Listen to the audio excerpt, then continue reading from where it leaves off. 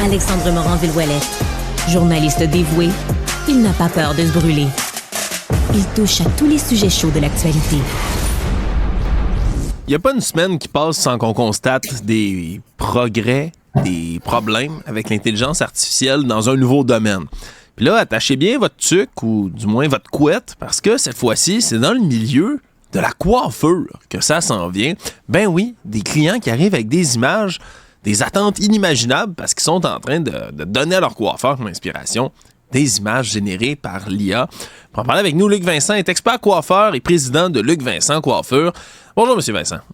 Bonjour. C'est une situation, là, ce que je viens de décrire, quelqu'un qui arrive avec « j'aimerais ça comme coiffure », puis c'est complètement généré avec l'ordinateur. Ça vous arrive? Ben, ça nous arrive, oui, mais j'ai vu vous êtes basé sur un reportage qui a passé dernièrement, et c'est pas d'hier que ça arrive. Et ce que j'ai vu, c'est que c'est des plus jeunes coiffeurs là, qui se confrontent à ce genre de problématique-là, mais la réalité, c'est que ça existe depuis 1940, ce problème-là. OK. Moi, je collectionne certains magazines de coiffeurs de 1940, 50, 60, etc. Et à l'époque, c'était des illustrations et à cette époque-là, la mode, c'était les fameuses coiffures hautes. On appelait ça quasiment des nids d'abeilles. Et il y avait différents types que tu pouvais choisir sur d'illustrations et c'était pratiquement impossible qu'un coiffeur puisse reproduire ça. Et plus tard, vers peut-être les années 60, 50, 60, on a commencé à prendre des vraies photos, mais les travailler avec des artistes peintres et les mettre en cover sur le dessus de le front du magazine avec une modification du look pour que ça donne exactement le même effet que quand on fait du Photoshop, mais ça a l'air plus un peu une peinture. Donc, cette problématique-là a toujours été, mais même au-delà de ça, depuis les 25 dernières années, l'industrie de la coiffure elle-même a fait la promotion de la coiffure photo, les compétitions de coiffure en photo. Et ceux qui gagnaient, c'était ceux qui avaient le meilleur gars de Photoshop, là. Donc, au bout de la ligne, cette problématique-là existe depuis toujours. Et moi, j'ai vu des gars de Photoshop travailler avec ça, de compétitions de coiffeur et allonger une mèche d'un côté, couper, gonfler, enlever le volume, réduire le volume. Donc, c'est la problématique. L'idée, c'est que nous, les coiffeurs, on est confrontés à expliquer et ce qu'on fait pas, c'est l'éducation. Il faut prendre le temps d'éduquer nos clientes à dire, écoute, tu sais, je veux dire, moi, si je vais chez Ferrari puis je veux m'acheter une Ferrari puis j'ai 40 000 $ dans mon compte de banque, le gars va me dire, t'as pas l'argent pour t'acheter une Ferrari. Ben, c'est la même chose pour la coiffeuse. C'est dire à la cliente, t'as pas l'épaisseur des cheveux, t'as pas le type de cheveux pour aller vers une couleur comme ça parce que ça se fait pas. Et au-delà de ça, cette perfection-là n'existe pas. Donc, le problème vient d'éduquer nos clientes et c'est ce que je fais depuis peut-être 25 ans à la télé, la radio, les journaux, les magazines et sur mes blogs, c'est de donner un peu l'arrière-scène de la coiffure et expliquer ce qui est faisable, ce qui est pas faisable et d'accepter de travailler avec ce qu'on a. Le matériel de cheveux qu'on a, on peut pas l'inventer. On n'en a pas ou on n'a pas les cheveux pour supporter une coloration spéciale. Puis il y a des choses, la perfection peut se faire sur une photo, mais pas dans la réalité. Ouais, parce que là, de ce que je comprends, dans le milieu de la coiffure, vous me l'apprenez, ça a toujours existé comme ça, des attentes irréalistes. Là, vous êtes un expert coiffeur, M. Vincent, vous faites ça, vous le dites depuis des années, vous êtes habitué de vulgariser. Mais pour quelqu'un qui vient de se lancer, coiffeurs-coiffeuses, qui sont moins habitués, qui ont moins d'expérience que vous, ça doit être chiant à faire, j'utilise ce terme-là. Absolument, ça l'est. Parce que on arrive avec une photo d'une vedette qui a été mise en scène, la photo. Et là, je me rappelle, j'ai une anecdote, j'ai une cliente qui voulait avoir le look de Céline. Je vais avoir les cheveux comme Céline. Puis on voit Céline Dion qui a pas beaucoup de cheveux. C'est une fille qui a les cheveux très fins, mais dans ses spectacles, elle a une tonne de cheveux. Et j'ai essayé d'expliquer, écoute, je suis amie avec la coiffeuse de Céline. C'est des perruques qu'elle met sur scène toujours. C'était l'histoire de sa vie. Elle a pas beaucoup de cheveux, mais quand même, elle insistait en disant, oui, mais elle, ça se peut, puis l'autre, ça se peut pas. Donc, oui, ouais. Puis pour un jeune coiffeur, on parlait beaucoup de couleurs dans le reportage, c'est qu'un jeune coiffeur qui a un salon, puis je voyais là, c'est des coiffeurs qui sont très prolifiques, puis tout ça, t'as une business à tenir. Tu peux pas dire à la dame, à la fille qui vient sur ta chaise, écoute, moi, je te le fais pas, c'est impossible, va ailleurs.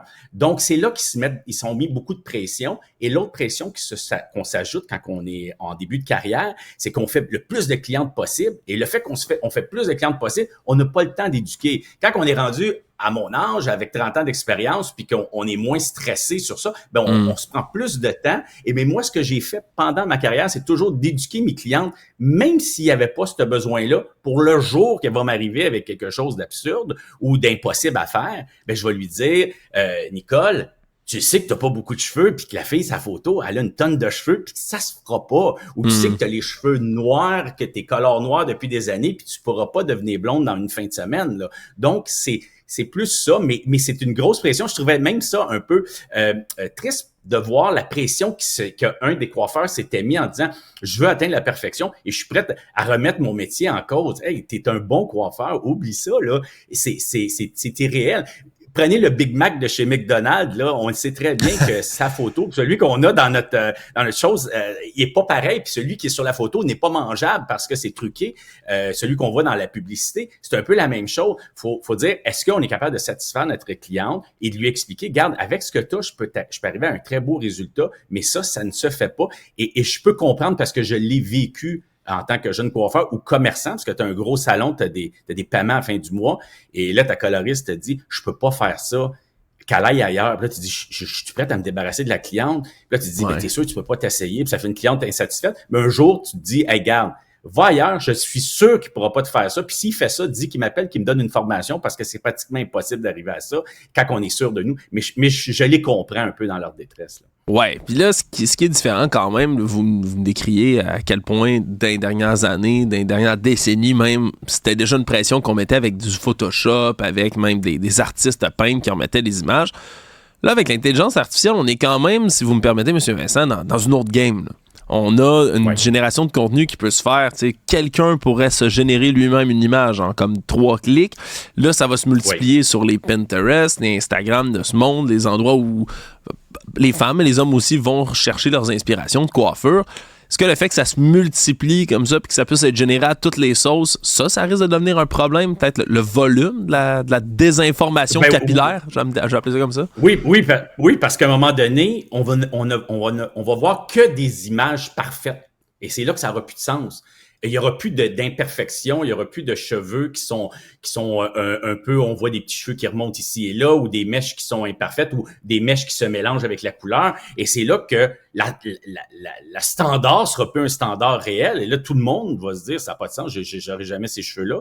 Et les coiffeurs vont dire, je pourrai jamais atteindre ça. Donc, il va y avoir une totale insatisfaction.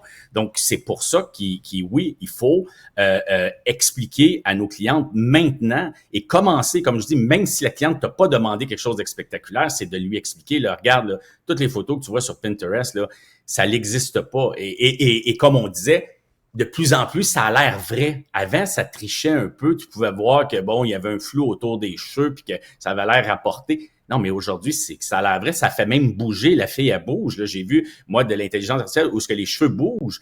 Là, la cliente qui connaît plus ou moins ça va dire, hey, regarde, non, mais regarde, ça bouge, là, ses cheveux à pas. Ouais, mais c'est truqué, ça n'existe pas. Donc, effectivement, ça crée un flou et ça crée un monde, un idéal qui n'est non atteignable pour la plupart des gens et qui va créer des déceptions, mais il faut que les coiffeurs s'enlèvent la pression. Moi, le pauvre coiffeur qui s'était remis sa carrière en jeu et je me disais, non, écoute, il faut pas qu'il fasse ça, pauvre lui, là, je suis sûr qu'il est très talentueux, là. Ouais, en quelques mots avant qu'on se quitte, M. Vincent, le milieu de la coiffure, sinon, à part de ça va bien, la santé est bonne malgré l'inflation, les taux d'intérêt, toutes les petits aléas économiques. Ça se porte bien dans le milieu de la coiffure, somme toute? Rapidement, là, je peux vous dire que pendant la Deuxième Guerre mondiale, c'est la beauté l'économie de la beauté a toujours été bonne. Pendant le 11 septembre, je venais d'ouvrir un salon, je pensais de faire faillite et c'était les 3 meilleures années de ma vie parce que les gens se sont lancés dans ce qui était la beauté, le bien-être. Pendant la pandémie, on a vu la vente en ligne, nous, notre entreprise, lucvincent.com, la vente en ligne a explosé. Les gens ont voulu se pamperer, se faire plaisir à la maison. Donc, une économie mauvaise ne sera jamais dommageable pour le domaine de la beauté, peut-être dans les choses de très haut de gamme, mais le régulier, les gens vont toujours se faire plaisir. Donc, c'est une économie qui va très bien. C'est un safe place pour l'investissement aussi. On a parlé avec des Américains dernièrement, puis ils disaient tout ce qui est l'économie de la beauté, surtout le capillaire, plus que le côté crème de peau qui est trop, des fois, on peut passer outre, c'est une économie qui va très bien. Donc, non, absolument. Le monde de la coiffure change, par exemple, énormément. Les salons se rapetissent et justement plus de prendre soin de la cliente. Mais en gros, c'est une économie qui va très bien et qui continue de croître. Aux États-Unis, il y a une augmentation de 2 milliards de la vente des produits coiffants cette année. Wow. Donc, tout va bien. Bon, ben ça, c'est une excellente nouvelle parmi tant d'autres. Luc Vincent, vous êtes expert coiffeur, président justement de Luc Vincent Coiffure. Un gros merci d'avoir démystifié tout ça avec nous. Ben, merci à vous. Au revoir.